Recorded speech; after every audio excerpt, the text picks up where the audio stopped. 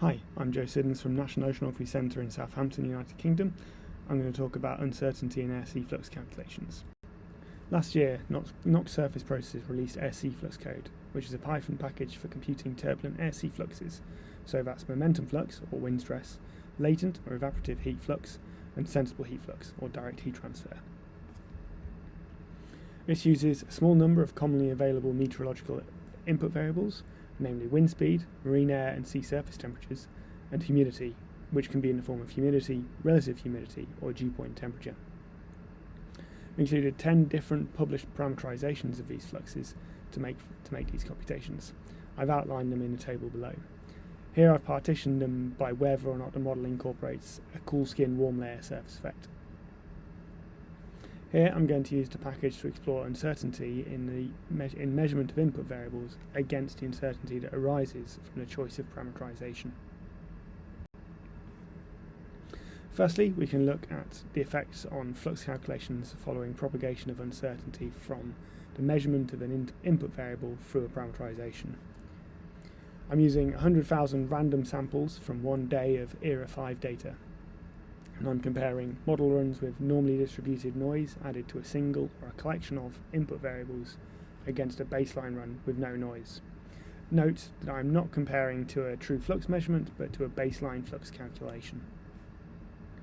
So the first set of three plots at the top, if we have 0.1 meters per second of uncertainty in our measurement of wind speed, this can result in a significant effect, indicated by the red dashed lines, in both the wind stress and latent heat fluxes. The first we might expect, whereas in the latter we realise that increasing or decreasing wind speed can increase or decrease evaporation. In the second case, we've added 0.1 degrees Celsius of uncertainty in all temperature measurements. So that's the sea surface temperature, marine air temperature, and in this case the dew point temperature, which is the proxy for humidity in this exercise. Comparing to our baseline, we see that we get a significant effect on both the sensible and latent heat fluxes, which is what we might expect.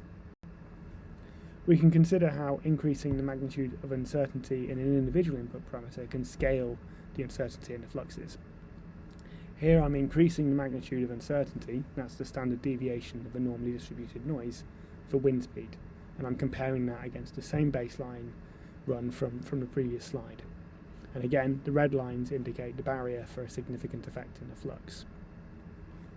As we might expect, increasing the input uncertainty for an input parameter increases the uncertainty in our resulting fluxes. Looking at the diagonal lines here, which indicate the 5th and 95th percentiles, it appears this uncertainty propagation is approximately linear. We can now look at the differences between the different parameterisations. I'm now using all the data from 1 hour of the ERA 5 dataset in July 2019, and I'm estimating the fluxes at each location in the data using each of the 10 parameterisations. I compute a local mean at each point in space, and I now show the distributions of the differences to those local means for each of the parameterisations. As with the introduction table, these parameterisations have been grouped by whether or not they account for cool skin. In general, those parameterisations that do account for cool skin have very similar effects. That's an increased magnitude of the sensible heat flux, so the bottom left plot, and a weaker latent heat flux, so that's the top right plot. There is more variability in the non-skin layer parameterisations, so those are the yellow ones. It's worth noting here that the ECMWF and the bell jars parameterisations are very similar. Indeed, the former is very much based on the latter parameterisation. Visually, we note that we have somewhat similar levels of uncertainty in the fluxes arising from parameterisation choice when we compare it to previous results looking at having an uncertainty of 0.1 meters per second or degrees Celsius in our input variables, both of which resulted in significant effect on one or multiple of the fluxes. We can now look at how these types of uncertainty can affect global flux calculations, in this example latent heat flux. Looking first at the plot on the right, we can immediately see that uncertainty arising from the choice of parameterisation is very sensitive to local conditions. We see the largest levels of uncertainty, the largest range of differences between the parameterisations in regions where we might have local storminess, for example.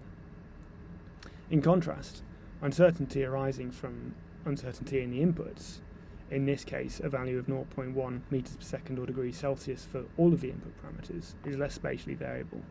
There is some sensitivity to local conditions, but it is clearly less distinct than the uncertainty from the parameterisation choice. Effectively, we're seeing here how differences in the way the parameterisations calculate the fluxes. The left plot here uses the same parameterisation, Smith 88, throughout, so there's very little variability in the uncertainty. In conclusion, the magnitude or ranges of final uncertainty in the fluxes are somewhat similar between inputs and model choice. However, the way the uncertainty manifests itself is different.